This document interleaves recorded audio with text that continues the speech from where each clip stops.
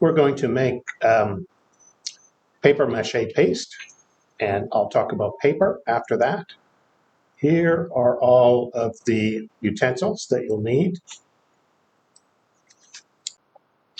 The recipe is very simple, just calls for 1/4 cup of flour and 5/4 of a cup, or 1 1/4 cups water, and the salt is optional.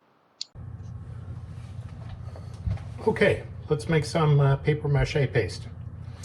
We're going to put our 1/4 cup of flour in the pot. We're going to add our 5/4, so 1 cup and 1/4 cup of water that I pre-measured in the pot. We're going to put our teaspoon of salt, carefully measured, into the pot. And I should say that the salt doesn't do anything to the paper mache action. It just stops this stuff from going bad. If you leave it out for a few days, the salt will help keep it a little bit fresher. Okay, and I've got a little timer, and everyone's stove is different, so I don't cook this by timing, but just to see how long it takes, because I've never done that. And I've got a gas stove. I'm going to turn on the gas stove to medium. I'm going to start the timer, and then I'm going to stir it all up with the whisk.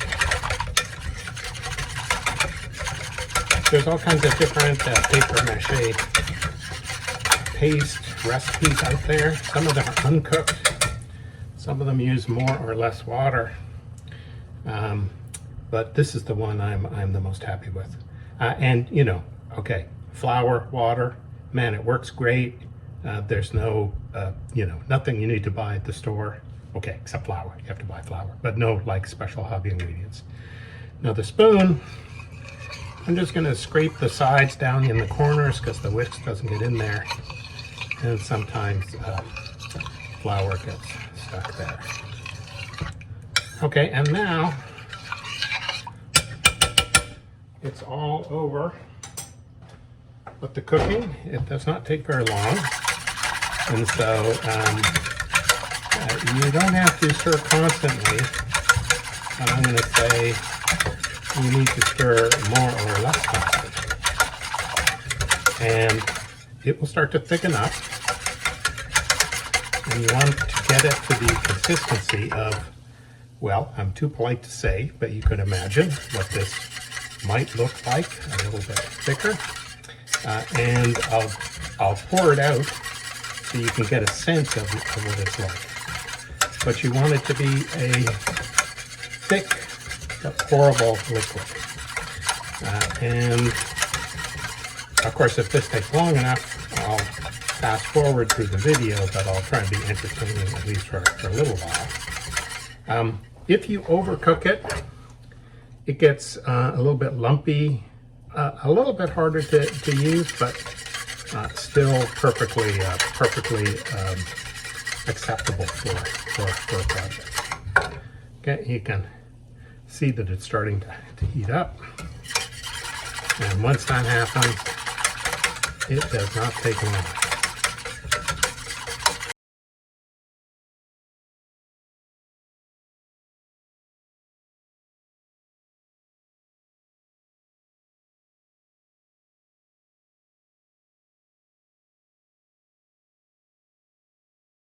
Good deal of cooking. Okay, so now we're at the 4-minute mark. It's almost done. And like I say, if you end a little early or a little late, okay, I'm going to say 4 minutes. We're done. I'm turning off the heat, and I need to put the bowl that I'm going to pour it in on the element. So I'm going to have to wait for it to cool down a little bit. Okay, here we go. Hopefully that won't crack the plate.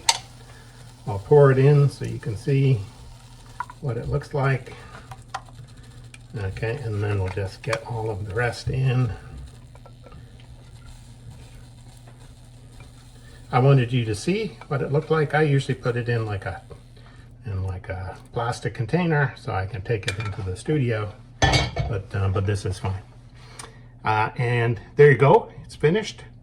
Like I say, it will last several days outside of the fridge.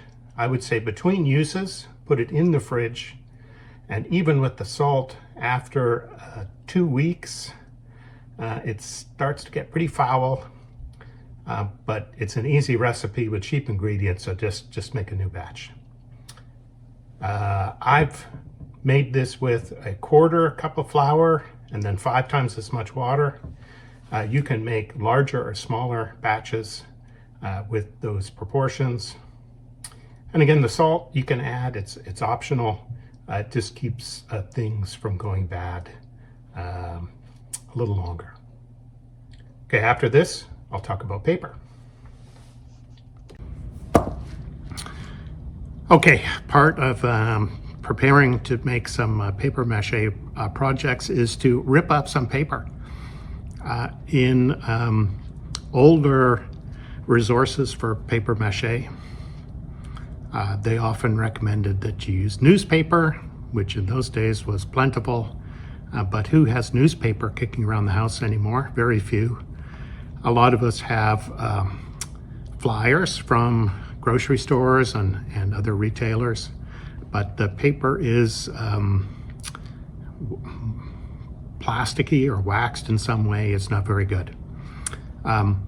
Because I have an office job, I am loaded down with office paper, which by default gets recycled, but I've kept a bunch of it to use in projects.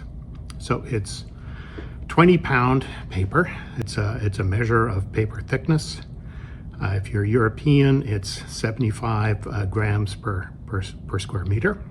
Is the same. It's standard office paper.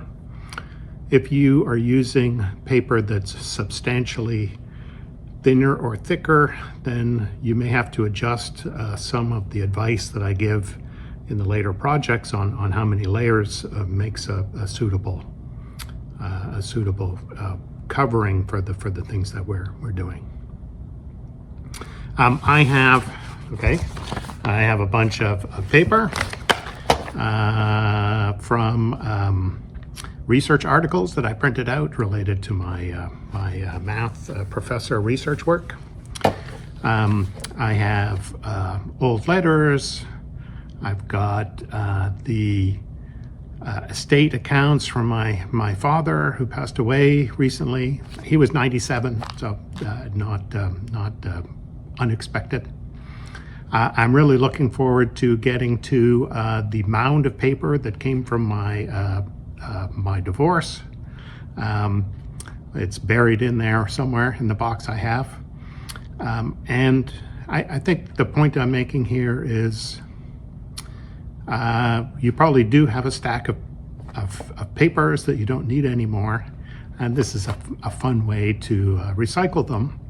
And as you are using them, you get one last chance to look them over and have some memories come back to you. Okay, I'm going to recommend some paper tearing techniques. I can do 4 pieces of paper at a time. You could be stronger or less strong, so go to 3 or 5 depending. And a good thing to do is to rip it down the center. Right, and then you've got this, and then you can rip those down the center.